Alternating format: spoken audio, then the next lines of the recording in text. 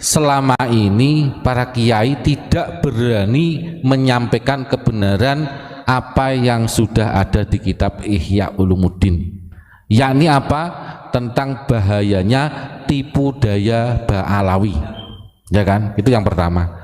Kemudian golongan mereka ketika merasa terusik, ibarat rencana licik mereka sudah mulai tercium dan kebongkar habis-habisan, mereka menyerang balik dengan fitnah-fitnah yang sangat luar biasa. Ada yang memfitnah Wahabi, ada yang memfitnah termasuk tadi yang disampaikan rasis, ada. Dan justru yang rasis itu dari golongan mereka. Karena apa? Kita orang Indonesia, orang Nusantara dari dulu tidak pernah membeda-bedakan. Terbukti apa? Di sini Indonesia ada Bhinneka Tunggal Ika. Negara lain nggak ada, tapi Indonesia ada Bhinneka Tunggal Ika. Berarti apa? Indonesia tidak ada rasis.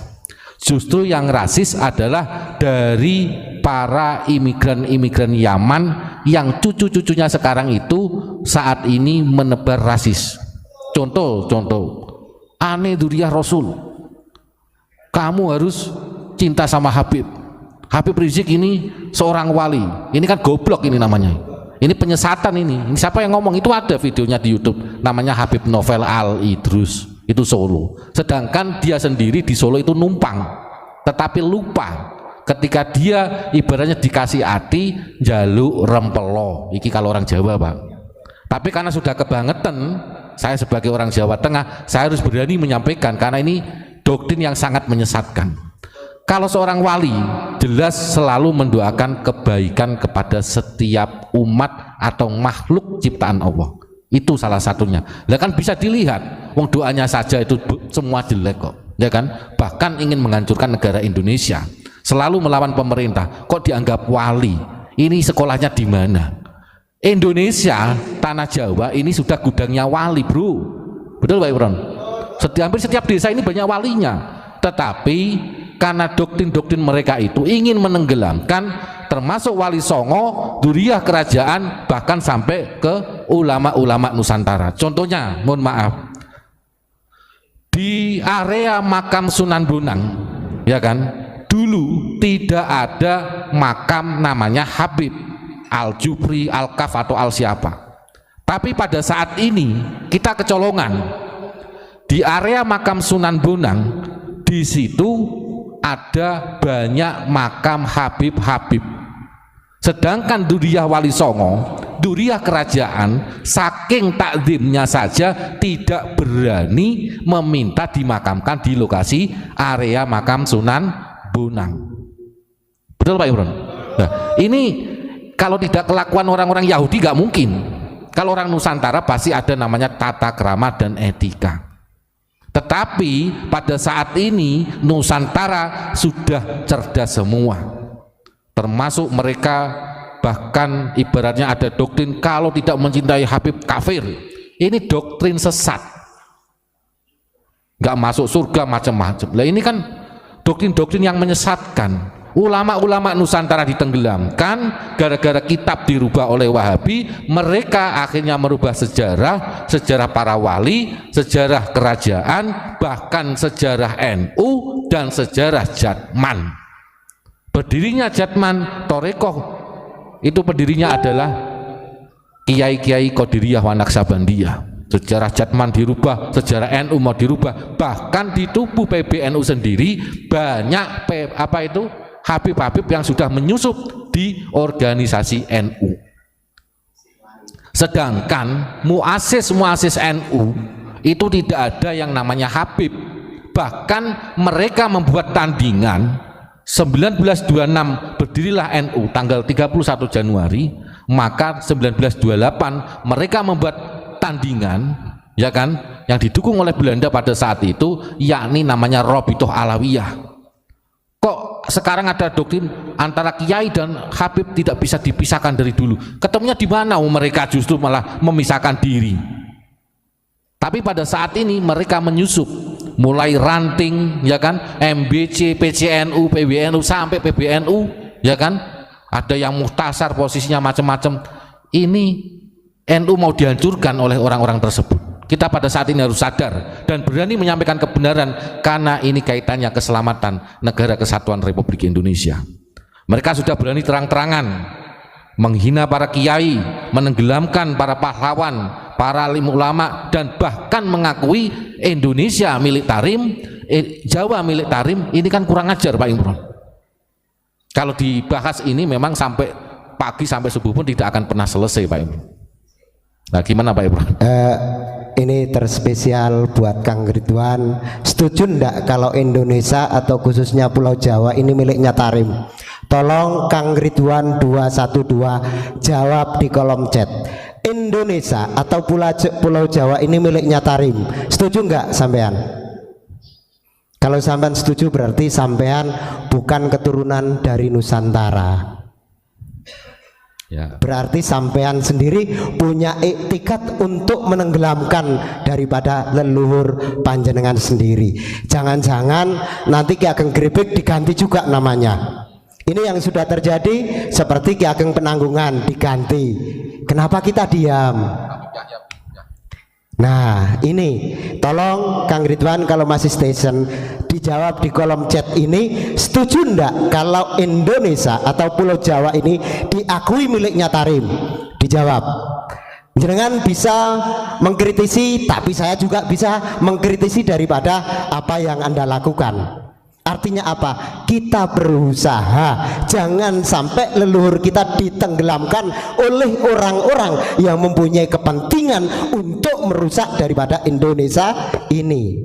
Kalau jenengan nggak berani jawab, berarti jenengan mengakui bahwasannya Indonesia miliknya Tarim ini salah, Jawa ini miliknya Tarim salah. Kalau jenengan nggak berani jawab, kalau berani jawab hebat. Berarti Anda bukan orang Nusantara, nggak pantas pakai KTP yang berlogokan Pancasila. Harusnya Anda tinggal di Yaman yang kedudukannya Tarim. Terima kasih. Ya, Pak Imron semangat sekali ini. Semoga beliau selalu diberikan kesehatan. Amin. Selain itu Pak Imron, ada doktrin lagi bahwasanya mereka menyampaikan bahwasanya Indonesia Wali Songo dari Yaman. Kenapa? Sekitar 2 tahun yang lalu kalau nggak salah, saya masih ingat di Sunan Ampel, karena di situ mengundang Habib ya, beliau menyampaikan, Habib tersebut itu menyampaikan bahwasanya Sunan Ampel ini dari Yaman. Makanya sekarang termasuk kejadian di area makam Eyang Sunan Bonang ini, Habib-Habib itu sudah berani, sudah tidak punya etika, berani dimakamkan di area Sunan Bonang. Ini bisa dicek yang jenengan sering ziarah Wali Songo, kalau di Tuban monggo ziarah ke makamnya Sunan Bonang. Di situ ada makam-makam Habib, sudah banyak di situ. Nah ini kami sebagai dzurriyyah Wali Songo, kalau bisa secepatnya dibongkar itu makam Habib-Habib, kurang ajar itu. Ya mungkin terima kasih, saya agak terima kasih. Dan nanti biar disambung lagi Pak. Masih lagi ya tuh ya Allah. Karena gini. Sekarang itu memang oknum-oknum Habib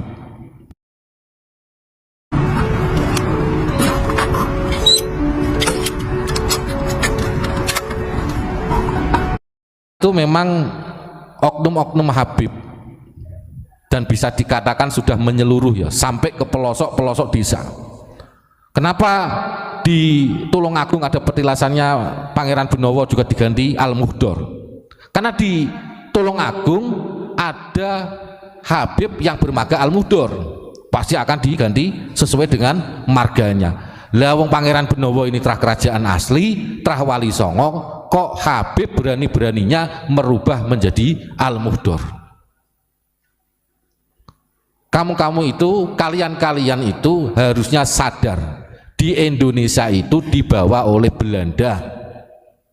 Termasuk Utsman bin Yahya ini adalah penjahat yang ada di Indonesia ini. Ini harus dipertegas dan harus dijadikan sejarah bahwasanya Utsman bin Yahya adalah penjajah yang berkedok agama di Indonesia. Kenapa seperti itu?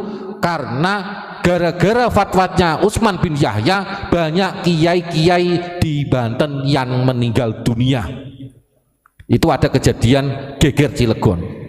Makanya kita saat ini harus sadar, yang mbah-mbahnya adalah seorang pahlawan, teruskan perjuangan leluhur jenengan, seorang pahlawan yang dulunya berani menaruhkan jiwa dan raganya, hartanya, bahkan nyawanya untuk bangsa Indonesia ini. Yang leluhur jenengan dari kerajaan ataupun wali songo, kita saat ini harus bersatu. Indonesia ini diobok-obok oleh Habib Yahudi Yaman. Gus, nah gimana Pak? Pertanyaannya, kalau ulama-ulama kita di era sebelum kemerdekaan banyak yang di pantai Belanda, seperti yang barusan disampaikan, kalau dia katanya ikut merumuskan Indonesia, satu tokoh saja dikedepankan, siapakah? Habib yang terbunuh yang melawan Belanda. Bisa ditulis di kolom chat bahwasanya Habib si Anu bin Anu bin Anu meninggal di saat 10 November misalkan. Kalau ada, setahu saya sih nggak ada, setahu saya nggak ada. Ketika Indonesia di dalam keruh, mereka sembunyi. Di saat aman dan damai, mereka berkata, akulah harimau. Pret. Hanya pengakuan-pengakuan yang sangat-sangat ironis. Di saat ini dianggap ulama-ulama Nusantara sudah tertidur lama, ternina bubukkan, mereka seenaknya sendiri. Makam-makam leluhur banyak yang dipalsukan. Kalian-kalian yang menjadi anak-anak Nusantara, kalau nggak terpanggil, di manakah hati nuranimu? Bahkan kalau kalian membela dia mati-matian, hatimu di mana? Kita nggak rasis, minimal ada rasa sakit hati ketika leluhur kita dihabisi oleh kelompok mereka. Nah, ini Ustadz Kholis kayaknya udah lumayan. Tadi saya nyimak bahasanya Pak Imron kan, tolong sebutkan satu nama Habib yang terbunuh ketika 10 November. Itu kan melawan Belanda ya Pak? Iya. Nah, bagaimana mau terbunuh? Kan beritanya kan ada anggaran 100 golden dari Belanda kan, itu diberikan kepada Mufti Batavia. Betul. Ya itu betul kan Pak? Iya. Nah, itu kan tidak bisa dihapuskan dari sejarah, bahkan dari klan yang menulis sejarahnya kalau menerima 100 golden itu siapa itu yang nulis Pak? Yang dari klan Senok Jorjen itu beliau sendiri menuliskan bahwasanya per 1 bulan apa per 1 minggu, per 1 bulan itu beliau memberikan 100 golden kepada Mufti Batavia. Itu kan sebetulnya sudah jelas, sejarah sudah mengungkap jelas. Tapi kenapa pertanyaannya sekarang kok masih dibela? Masih dibela bahwasanya Mufti Batavia itu memang tidak pro dengan Belanda. Itu dengan alasan apa, monggo Pak? Ini kalau di dalam sejarah mereka yang menyampaikan bahwasanya Utsman bin Yahya itu diangkat oleh para ulama Indonesia. Pret. Kenapa? Karena yang mengusulkan untuk mengangkat menjadi Mufti Batavia yaitu Senok Jorjen kepada pihak Belanda. Artinya Utsman bin Yahya diangkat menjadi Mufti Batavia itu tidak ada campur tangan daripada ulama-ulama Nusantara. Kalau hari ini ada yang bercerita bahwasanya kesepakatan ulama-ulama Betawi dan sekitarnya yang mengangkat Utsman bin Yahya, masyarakat tidak punya wewenang. Yang punya wewenang adalah kolonialis Belanda. Pada saat itu yang bercokol di Batavia, yang saat ini adalah Jakarta. Jadi jelas yang mengangkat Utsman bin Yahya menjadi Mufti Batavia itu pure Belanda, tidak ada campur tangan daripada ulama-ulama Nusantara. Dengan bukti apa? Karena digaji oleh Belanda. Kalau ulama-ulama kita terdahulu nggak ada gajian per bulan, mereka sampai dibela-belain supaya santrinya bisa hidup, bisa makan, bukan malah mencari bayaran. Lah hari ini kita diputar balikkan sejarah itu, seakan-akan Utsman bin Yahya itu diangkat oleh alim ulama yang ada di Betawi dan sekitarnya. Mohon disadari hal tersebut, karena di dalam catatan sejarah tidak pernah terhapuskan, dan di salah satu kitab yang dikeluarkan oleh Utsman bin Yahya, orang-orang yang melawan kepada kolonialis Belanda termasuk golongan pemberontak itu masih tercatat rapi di dalam kitabnya Utsman bin Yahya.